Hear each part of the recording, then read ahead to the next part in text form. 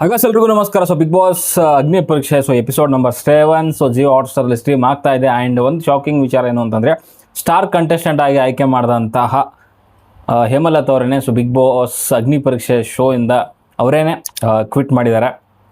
ನನಗೆ ಒಳ್ಳೆ ಡಿಸಿಷನ್ ಅಂತ ಅನ್ನಿಸ್ತು. ಅದೆಲ್ಲದ್ರ ಬಗ್ಗೆ ಮಾತಾಡೋಣ. ಓಕೆ, ಸೊ ಪ್ರೋಮೋ ಅಪ್ಲೋಡ್ ಆಗಿದೆ. ಬಿಗ್ ಬಾಸ್ 13ರ ಒಂದು ಡೇಟ್ ಅನೌನ್ಸ್ಮೆಂಟ್ ಪ್ರೋಮೋ ಅಪ್ಲೋಡ್ ಆಗಿದೆ.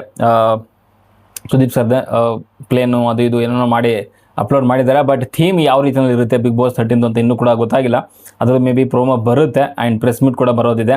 ಅದ್ರ ಜೊತೆಗೆ ಸೆಪ್ಟೆಂಬರ್ 6ನೇ ತಾರೀಕು ಸಂಜೆ 7 ಗಂಟೆಗೆ ಶುರುವಾಗುತ್ತೆ ಗ್ರ್ಯಾಂಡ್ ಓಪನಿಂಗು ಬಿಗ್ ಬಾಸ್ 13ರದ್ದು. ಓಕೆ, ಸೊ ಇವಾಗ ನಿನ್ನೆ ಅಲ್ಲ ಇವತ್ತಿನ ಎಪಿಸೋಡ್ ಬಗ್ಗೆ ಮಾತಾಡೋಣ. Episode number 7. ಇವಾಗ ಆಲ್ರೆಡಿ 24 ಜನ ಇದ್ದಾರೆ. ಸೊ ಇದರಲ್ಲಿ ಇವಾಗ ಅಗೇನ್ ಕಟ್ ಮಾಡ್ತಾ ಹೋಗ್ತಾರೆ. 3 ಜನ ಇವತ್ತಿನ ಒಂದು ಇದರಲ್ಲಿ ಎಪಿಸೋಡಲ್ಲಿ ಎಲಿಮಿನೇಟ್ ಆಗೋವಂಥದ್ದು. ಸೊ ಮೊದಲನೇದಾಗಿ ಗೊತ್ತಿದೆ ನಿಮಗೆ, ಆಲ್ರೆಡಿ 4 ಟೀಮ್ಗಳನ್ನಾಗಿ ಮಾಡಿದ್ದಾರೆ. ಸೊ ವಿನಯ್, ಶ್ರುತಿ, ಮತ್ತು ಸಂಗೀತ ಆ್ಯಂಡ್ ಚಂದನ್ ಇವರು ಮೆಂಟರ್ ರೀತಿಯಲ್ಲಿ ವರ್ಕ್ ಮಾಡ್ತಾರೆ. ಅವರು ಟೀಮ್ಗಳ ಕ್ಯಾಪ್ಟನ್ ಇದ್ದಾರೆ. ಸೊ ಲಕ್ಷ್ಮೀಗೌಡ ಅವರು ಆ್ಯಂಡ್ ರಾಜೀವ್ ಗೌಡಿನೇ ಇದ್ದಾರೆ ಅವರು. ಅದು ಬಿಟ್ಟರೆ ಪೂರ್ಣಿಮಾ ಆ್ಯಂಡ್ ಹೇಮಲತಾ. ಓಕೆ, ಇವತ್ತು ಪೂರ್ತಿ ಎಪಿಸೋಡ್ ಇದ್ದಂಥದ್ದು ಮೇ ಬಿ ಸ್ವಲ್ಪ ಹೇಮಲತಾ ಅವ್ರ ಮೇಲೆ ಜಾಸ್ತಿ ಇದ್ದಂಥದ್ದು. ಎಲ್ಲದ್ರ ಬಗ್ಗೆ ಮಾತಾಡೋಣ. ಆ್ಯಂಡ್ ಮೊದಲನೇದಾಗಿ ಅಲ್ಲಿ ಟಾಸ್ಕ್ ಕೊಡ್ತಾರೆ ಇವತ್ತು. ಅಂದರೆ ಕ್ಯಾಪ್ಟನ್ಗಳಿಗೆ ಟಾಸ್ಕ್ ಇರುತ್ತೆ ಇವತ್ತು. ಅಂದರೆ ಅವರ ತಂಡದಲ್ಲಿ ಯಾರು ವೀಕ್ ಕಂಟೆಸ್ಟೆಂಟ್ ಇದ್ದಾರೆ 3 ಜನರನ್ನ ತಂದು ಅಲ್ಲಿ ಸ್ಟೇಜ್ ಮೇಲೆ ನಿಲ್ಲಿಸಬೇಕಾಗತ್ತೆ. ಇದೇ ಟಾಸ್ಕು. ಆ್ಯಂಡ್ ಅಲ್ಲಿ ವಾದ ಪ್ರತಿವಾದ ಡಿಬೇಟ್ ಎಲ್ಲ ಆಗಿ ಕೊನೆಗೆ ಯಾರು ತಮ್ಮನ್ನು ತಾವು ಪ್ರೂವ್ ಮಾಡ್ಕೊತಾರೆ, ಸಮರ್ಥನೆ ಮಾಡ್ಕೊತಾರೆ, ಸೊ ಅವರಲ್ಲಿ ಉಳ್ಕೊತಾರೆ. ಯಾರು ಸಮರ್ಥನೆ ಮಾಡ್ಕೊಳ್ಳಿಕ್ಕೆ ಆಗೋದಿಲ್ವೋ ಅವರು ಮನೆಯಿಂದ ಆಚೆ ಹೋಗ್ತಾರೆ. ಮನೆಯಿಂದಲ್ಲ, ಸ್ಟೇಜಿಂದ ಈ ಬಿಗ್ ಬಾಸ್ ಅಗ್ನಿ ಪರೀಕ್ಷೆ ಶೋ ಇಂದನೇ ಆಚೆ ಹೋಗ್ತಾರೆ ಅಂತಲೇ ಹೇಳ್ಬೋದು. ಅದೇ ರೀತಿಯಲ್ಲಿ ಮೊದಲನೇದಾಗಿ ಅಲ್ಲಿ ಪೂರ್ಣಿಮಾ ಅವರ ತಂಡದಿಂದ ಪೂರ್ಣಿಮಾ ಅವರು ಕರೆಸುವಂಥದ್ದು ಯಾರನ್ನಂತಂದರೆ ಅದು ಮಾಡ್ರನ್ ಕವಿ ಮಂಜ ಅವರನ್ನ, ಜೊತೆಗೆ Sushmita and Deeksha. Okay, so ಈ 3 ಜನರನ್ನ ತಂದು ನಿಲ್ಲಿಸ್ತಾರೆ ಪೂರ್ಣಿಮಾ ಅವರು. ಇವರು ನಮ್ಮ ತಂಡದಲ್ಲಿರುವಂಥ ವೀಕೆಸ್ಟ್ ಕಂಟೆಸ್ಟೆಂಟ್ ಅಂತ. 3 ಜನರಲ್ಲಿ ಇವರು ವೀಕ್ ಅನ್ನೋ ರೀತಿಯಲ್ಲಿ. ಓಕೆ, ಅಲ್ಲಿ ಪೂರ್ಣಿಮಾ ಅವರು ರೀಸನ್ ಕೊಡಬೇಕಾಗುತ್ತೆ ಯಾಕೆ ತಂದು ಇಲ್ಲಿ ನಿಲ್ಲಿಸಿದ್ದೀನಿ ಅಂತ. ಸೊ ಅಲ್ಲಿ ಕೆಲವೊಂದು ರೀಸನ್ನ ಕೊಡ್ತಾರೆ. ಕೆಲವ್ರಿಗೆ ಇಷ್ಟ ಆಗುತ್ತೆ, ಕೆಲವ್ರಿಗೆ ಇಷ್ಟ ಆಗಲ್ಲ, ಎಲ್ಲ ಓಕೆ. ಬಟ್ ಕೊನೆಯಲ್ಲಿ ಅವ್ರು ಪ್ರೂವ್ ಮಾಡ್ಕೊಬೇಕಾಗುತ್ತೆ ಯಾರು ಅಲ್ಲಿ ಕಂಟೆಸ್ಟೆಂಟ್ನ ಯಾರು ತಂದು ನಿಲ್ಲಿಸಿದಾರಲ್ಲ. ಸೊ 3 ಜನರನ್ನು ಪ್ರೂವ್ ಮಾಡ್ಕೊಬೇಕಾಗುತ್ತೆ. ಅದರಲ್ಲಿ ನನಗೆ ಇಷ್ಟ ಆಗಿದ್ದಂತಾರೆ ಫಸ್ಟ್ ಆಫ್ ಆಲ್ ಅಲ್ಲಿ ಮಾಡ್ರನ್ ಕವಿ ಮಂಜಾ ಅಲ್ಲಿ ಇರಲೇಬಾರ್ದಾಗಿತ್ತು. ಬಿಕಾಸ್ ಈ ಸ್ಟ್ರಾಂಗ್ ಕಂಟೆಸ್ಟೆಂಟ್. ಬಿಗ್ ಬಾಸ್ ಮನೆಗೆ ಏನು ಬೇಕೋ ಅದನ್ನು ಅವ್ರ ಹತ್ರ ಕರೆಕ್ಟ್ ಆಗಿದೆ. ಸೊ ಅವರಲ್ಲಿ ಇರಬೇಕಾಗಿತ್ತು. ಬಟ್ ಅವ್ರು ನಾಮಿನೇಟ್ ಮಾಡಿದ್ರು. ಆ್ಯಂಡ್ ಮಂಜು ಕೂಡ ಅಷ್ಟೇ. ಸೊ ಅವ್ನು ಏನು ಪ್ರೂವ್ ಮಾಡಬೇಕಾಗಿತ್ತಲ್ಲ, ಸೊ ಅವ್ರು ಕರೆಕ್ಟಾಗಿ ವಾದ ಪ್ರತಿವಾದ ಎಲ್ಲನೂ ಮಾಡಿ ಸೊ ಅವ್ರು ಸೇಫ್ ಆಗ್ತಾರೆ. ಅದಾದಮೇಲೆ ಬಿದ್ದಂಥದ್ದು ಸುಷ್ಮಿತಾ ವರ್ಸಸ್ ದೀಕ್ಷಾ. ಸೊ ಇವ್ರ ಮಧ್ಯೆ ಒಳ್ಳೆ ಒಂದು ಮಾತುಕತೆ ಆಗುತ್ತೆ. ಕಂಪ್ಯಾರಿಟಿವ್ಲಿ ನನ್ನನ್ನು ಕೇಳಕ್ಕೆ ಹೋದಾಗ ಸುಷ್ಮಿತಾ ಅವ್ರಿಗಿಂತ ದೀಕ್ಷಾ ಅವರು ಬೆಟರ್ ಕ್ಯಾಂಡಿಡೇಟ್ ಅಂತ ನನಗನ್ಸುತ್ತೆ ಅಗ್ನಿ ಪರೀಕ್ಷೆ ಶೋನಲ್ಲಿ ಅಥವಾ ಬಿಗ್ ಬಾಸ್ 13ಗೆ ಹೋಗಲಿಕ್ಕೆ. ಬಿಕಾಸ್ ದೀಕ್ಷಾ ಅವರು ಮಾತಾಡ್ತಾರೆ, ಕೆಲವೊಂದು ಪಾಯಿಂಟ್ ಪ್ರಕಾರ ಮಾತಾಡ್ತಾರೆ. ಆ್ಯಂಡ್ ಜೊತೆಗೆ ಟಾಸ್ಕ್ ಅಂತ ಬಂದಾಗ ಅವ್ರ ಇನ್ವಾಲ್ವ್ಮೆಂಟ್ ಕಾಣಿಸುತ್ತೆ. ಓಕೆ, ಕಾಮ್ ಆ್ಯಂಡ್ ಕಂಪೋಸ್ ಆಗಿ ತುಂಬ ಚೆನ್ನಾಗಿರ್ತಾರೆ. ಬಟ್ ಈ ಕಡೆ ಸುಷ್ಮಿತಾ ಅಂತ ಬಂದಾಗ ಸ್ವಲ್ಪ ಎಲ್ಲ ಓವರ್ ಮಾತು ಬಿಟ್ಟರೆ ಏನೂ ಇಲ್ಲ, ಬರೀ ಆ್ಯಟಿಟ್ಯೂಡ್ ಅನ್ನೋ ರೀತಿಯಲ್ಲಿ ಕಾಣಿಸುತ್ತೆ. ಸೊ ಅದಕ್ಕೋಸ್ಕರ ಅಲ್ಲಿ ಮಾತಿನ ಒಂದು ಚಕಮಕಿ ಕೂಡ ನಡೆಯುತ್ತೆ, ಸುಷ್ಮಿತಾ ವರ್ಸಸ್ ದೀಕ್ಷಾ. ಸೊ ಅದ್ರ ಮಧ್ಯೆ ಔಟ್ ಆಗಿರೋವಂಥದ್ದು ಬಿಗ್ ಬಾಸ್ ಮನೆಯಿಂದ ಸುಷ್ಮಿತಾ ಅವ್ರು ಔಟ್ ಆಗಿದ್ದಾರೆ. ಸೋಷಿಯಲ್ ಮೀಡಿಯಾದಲ್ಲೇ ಎಲ್ಲ ಜಾಸ್ತಿ ಬಕೆಟು ಅದು ಇದು ಅಂತಾರಪ್ಪ, ಅದು ಯಾವ ಕಾರಣಕ್ಕಂತಾರ ಗೊತ್ತಿಲ್ಲ. ಬಟ್ ಅವರಂತೂ ಔಟ್ ಆಗಿದ್ದಾರೆ ಅಂತಲೇ ಹೇಳ್ಬೋದು. ಓಕೆ, ಇದಾದಮೇಲೆ ಬಂದಂಥದ್ದು ಹೇಮಲತಾ ಅವರು. ಓಕೆ, ಸೊ ಇದು ಚಂದನ್ ಶೆಟ್ಟಿ ಅವರ ಟೀಮ್. ಓಕೆ, ಸೊ ಹೇಮಲತಾ ಅವ್ರು ಬರ್ತಾರೆ. ಹೇಮಲತಾ ಅವರು ತಮ್ಮ ತಂಡದಲ್ಲಿ ವೀಕೆಸ್ಟ್ ಕಂಟೆಸ್ಟೆಂಟ್ ಅಂತ ಚೂಸ್ ಮಾಡಿರುವಂಥದ್ದು ಚರಣ್ ಶೆಟ್ಟಿ ಆ್ಯಂಡ್ ಅನನ್ಯ ರಾವ್, ಜೊತೆಗೆ ಕಿರಣ್ ಶಾಸ್ತ್ರಿ. ಓಕೆ, ಇವ್ರ ತಂಡದಲ್ಲಿ ಇನ್ನಿಬ್ಬರು ಇದ್ದಾರೆ, ಅದು ಕುಮಾರಿ ಮತ್ತು ಇನ್ನೊಬ್ಬರು ಡಾಕ್ಟರ್ ಇದ್ದಾರಲ್ಲ. ಸೊ ಅವ್ರನ್ನ ಇಬ್ಬರನ್ನ ಬಿಟ್ಟು ಸೊ ಈ 3 ಜನ ಕಂಟೆಸ್ಟೆಂಟ್ನ ವೀಕ್ ಅಂತ ಚೂಸ್ ಮಾಡಿದ್ದಾರೆ. ಐ ಡೋಂಟ್ ನೋ ಅವ್ರು ಯಾವ ಒಂದು ಆಧಾರದ ಮೇಲೆ ಅವ್ರು ಚೂಸ್ ಮಾಡಿದಾರೋ ಅಂತ. ಮೇ ಬಿ ಅವರು ವ್ಯಕ್ತಿತ್ವ, ತಮ್ಮ ಒಂದು ಅನಿಸಿಕೆ ಪರ್ಸ್ನಲ್ ಆಗಿ ಥಿಂಕ್ ಮಾಡಿನೇ ಈ ಒಂದು ಡಿಸಿಷನ್ ತೊಗೊಂಡಿದ್ದಾರೆ ಅಂತ ನನಗನ್ಸುತ್ತೆ. Because Kumari and doctor contestant ಇದ್ದಾರಲ್ಲ, so comparatively Charan Shetty, okay, Kumari at least ಒಂದು ಮಾತಾಡ್ತಾರೆ ಅನ್ನೋದ್ರು ಓಕೆ ಒಪ್ಕೊಳ್ಳೋಣ. ಬಟ್ ಡಾಕ್ಟರ್ ಇದ್ದಾರಲ್ಲ, ಸೊ ಅವರು ಕೂಡ ಸಿಕ್ಕಾಪಟ್ಟೆ ಸಾಫ್ಟ್ ಸ್ಪೋಕನ್ನು. ಅವ್ರು ಏನು ಅಂತ ಇನ್ನೂ ಗೊತ್ತೇ ಆಗಿಲ್ಲ ಅವರು. ಓಕೆ, ಸೊ ಅವ್ರನ್ನ ತಂದು ನಿಲ್ಲಿಸ್ಬೋದಾಗಿತ್ತು. ಬಟ್ ಚರಣ್ ಶೆಟ್ಟಿ ಆ್ಯಂಡ್ ಕಿರಣ್ ಶಾಸ್ತ್ರಿನ ತಂದು ನಿಲ್ಲಿಸಿರುವಂಥದ್ದು ನನಗೂ ಕೂಡ ಅಷ್ಟು ಹಾನೆಸ್ಟಾಗಿ ಅಂತ ಅನಿಸ್ಲಿಲ್ಲ. ಹಾನೆಸ್ಟ್ ಅನ್ನೋದಕ್ಕಿಂತ ಆ್ಯಸ್ ಎ ಆಟ ಅಂತ ನೋಡಿದಾಗ ಸೊ ಅದು ಸರಿ ಅಂತ ಅನಿಸ್ಲಿಲ್ಲ.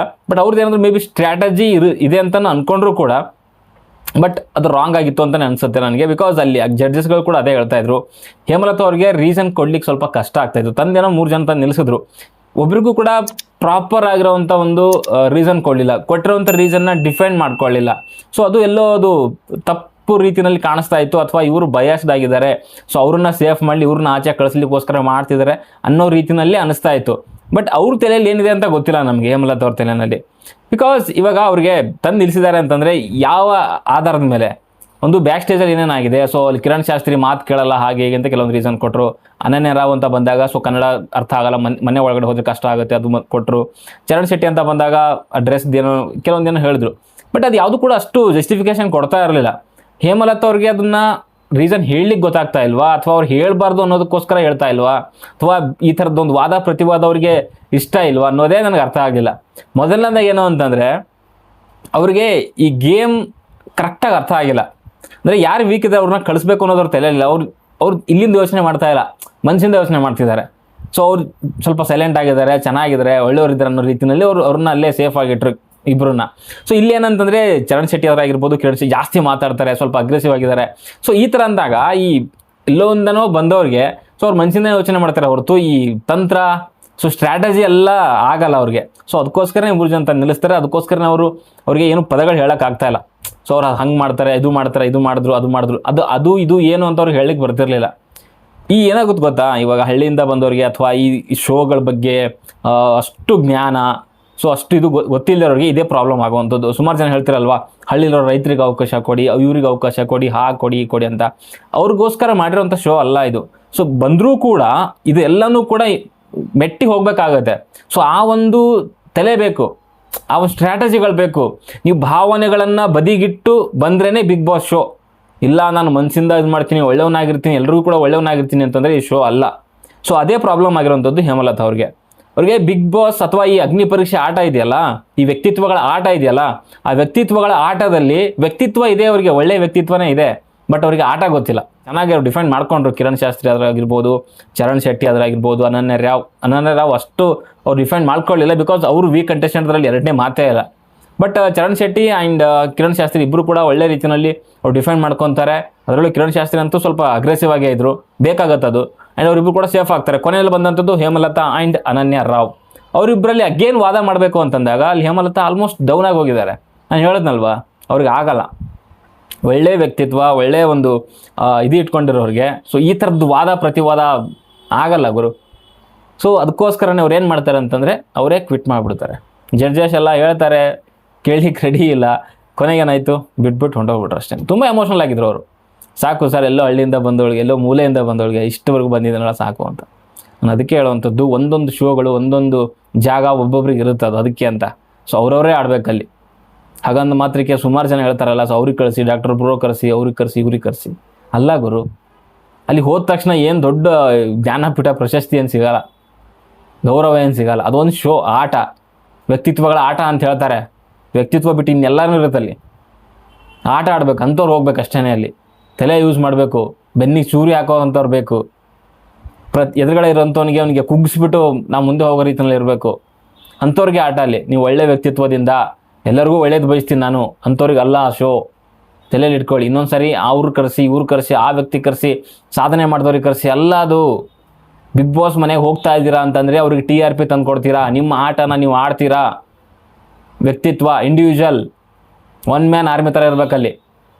ಅರ್ಥ ಆಯ್ತಾ? ನಾನು ಎಲ್ಲರ ಜೊತೆಗೂ ಹೋಗ್ತೀನಿ, ಫ್ರೆಂಡ್ಶಿಪ್ ಮಾಡ್ತೀನಿ, ಅವೆಲ್ಲ ಓಕೆ. ಬಟ್ ಎಲ್ಲದಕ್ಕಿಂತ ಮಿಗಿಲಾಗಿ ಗಿಲ್ಲಿ ಆಡ್ದ ಗೊತ್ತಾ, ಅಲ್ಲಿ ಎಷ್ಟು ದಿನ ಇದ್ದಾನೆ, ಒಂದು ದಿನ ಕೂಡ ಅವನ ಸ್ಟ್ರಾಟಜಿನ ಮರ್ತಿಲ್ಲ. ಅವನು ಎದ್ರು ಸ್ಟ್ರಾಟಜಿ, ಕುಂತ್ರು ಸ್ಟ್ರಾಟಜಿ. ಎದುರುಗಡೆ ಇರೋವಂಥ ಕ್ಯಾಂಡಿಡೇಟ್ನ ಕೆಳಗೆ ಹೊಡೆದ್ಬಿಟ್ಟೇ ಮುಂದಕ್ಕೆ ಹೋಗ್ಬೇಕು ಅನ್ನೋಂಥದ್ದು ಮೈಂಡ್ ಸೆಟ್ ಇದ್ರೇ ಆಡೋಕ್ಕಾಗುವಂಥದ್ದು. ನಾನು ಎಲ್ರಿಗೂ ಒಳ್ಳೆಯವನಾಗಿರ್ತೀನಿ, ಒಳ್ಳೆ ವ್ಯಕ್ತಿತ್ವಗಳನ್ನ ತೊಗೊಂಡು ಬರ್ತೀನಿ. ಅಲ್ಲ, ಆಗಲ್ಲ ಅದು. ಬಿಗ್ ಬಾಸ್ ಎಲ್ಲ ಸೀಸನ್ ನೋಡ್ಕೊಂಡು ಬನ್ನಿ, ಆ ಥರದ ವ್ಯಕ್ತಿತ್ವಗಳು ಸರ್ವೈವ್ ಆಗಲ್ಲ ಬಿಗ್ ಬಾಸ್ ಮನೆ ಒಳಗಡೆಗೆ. ಅದರಲ್ಲೂ ಮುಖ್ಯವಾಗಿ ಲಾಸ್ಟ್ ಒಂದು 3-4 ಸೀಸನಿಂದ ಅಂತೂ ಚಾನ್ಸೇ ಇಲ್ಲ.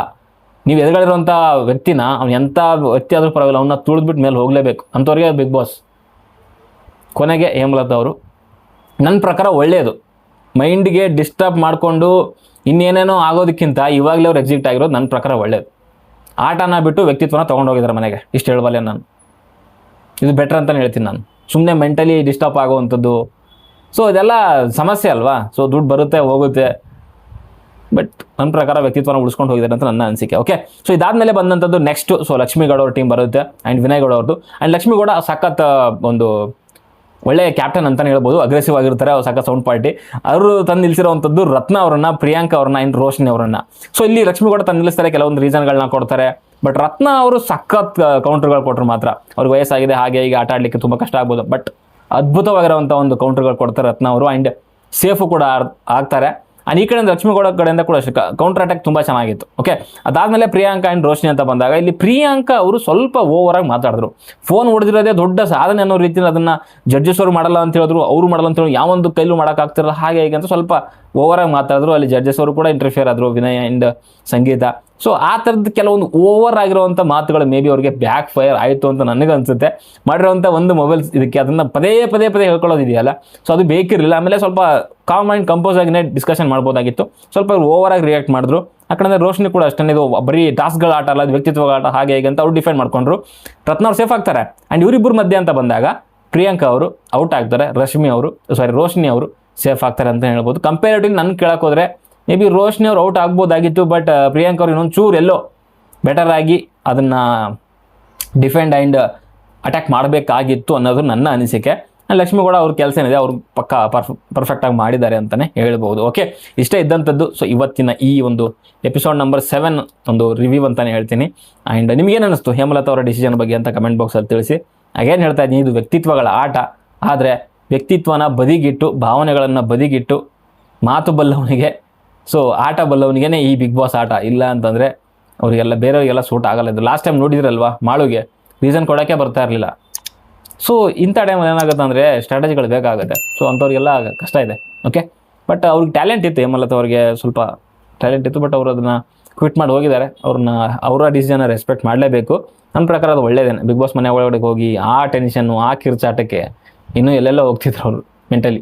ಓಕೆ, ಸದ್ಯಕ್ಕೆ ಹೊಡೆದಲ್ಲಿಷ್ಟೇ. ಮುಂದಿನ ಸಿಗೋವರೆಗೂ